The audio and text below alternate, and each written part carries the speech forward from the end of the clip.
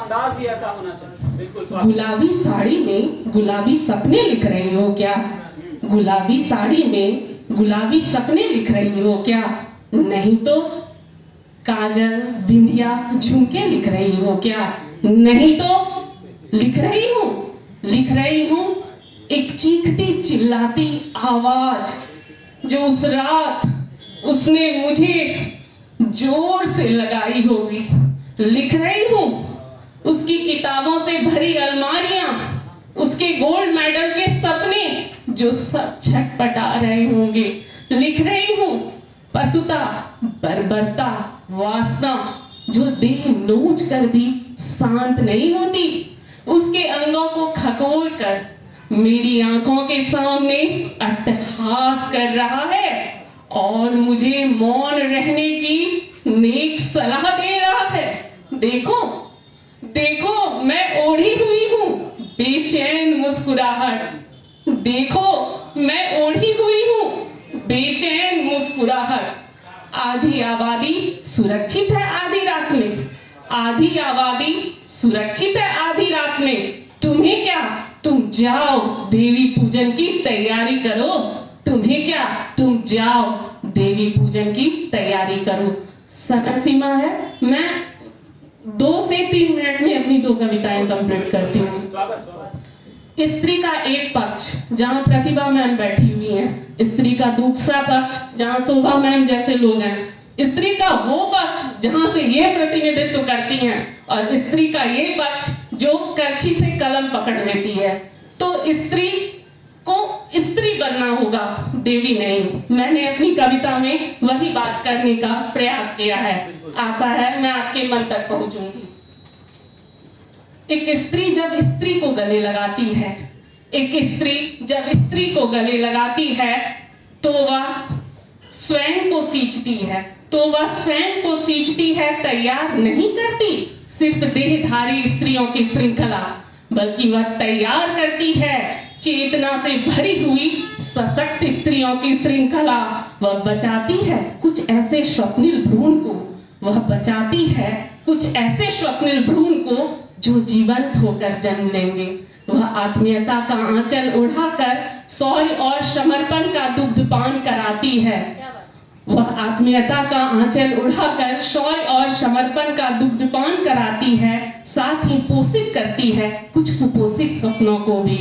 वह आत्मविश्वास का ऑक्सीजन छिड़क छिड़क कर सजीव करती है कुछ निर्जीव स्त्रियों को। वह जीवन पथ के कांटों से हमें डरना नहीं भिड़ना सिखलाती है।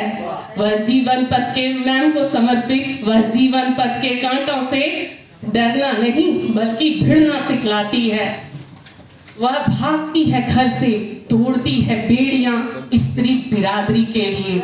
वह भागती है घर से, तोड़ती है बेड़ियां स्त्री बिरादरी के लिए, तो पीटी उषा हो जाती है। वह उठाती है वजन तो मलेश्वरी हो जाती है। वह लड़ती है कुश्ती तो फोगाट हो जाती है।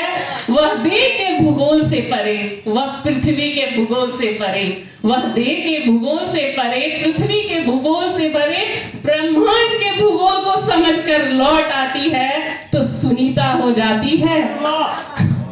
जब स्त्री को गले लगाती है तो वह अपना स्त्रैण धर्म विकसित करती है।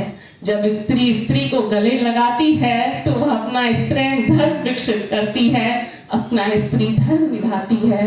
जब स्त्री को गले लगाती है तो वह स्वयं को गले लगाती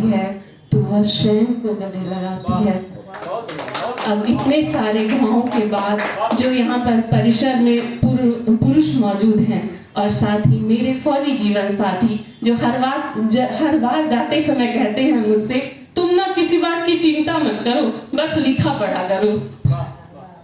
तो सारे पुरुषों को समर्पित गुनगुनी धूप भेज रही हूँ तुम्हें चाय की प्याली में, गुनगुनी धूप भेज रही हूँ तुम्हें चाय की प्याली में। और प्यारी सी एक कविता, गुनगुनी धूप भेज रही हूँ तुम्हें चाय की प्याली में, और एक प्यारी सी कविता, आओ मेरे पास बैठो ठहरो, मैं तुम्हें अपनी जुल्फों और अपनी आंखों में नहीं उलझाऊंगी, करो वो मुझसे अनकही बातें जो तुम अपनी माँ के साथ करना चाहते थे।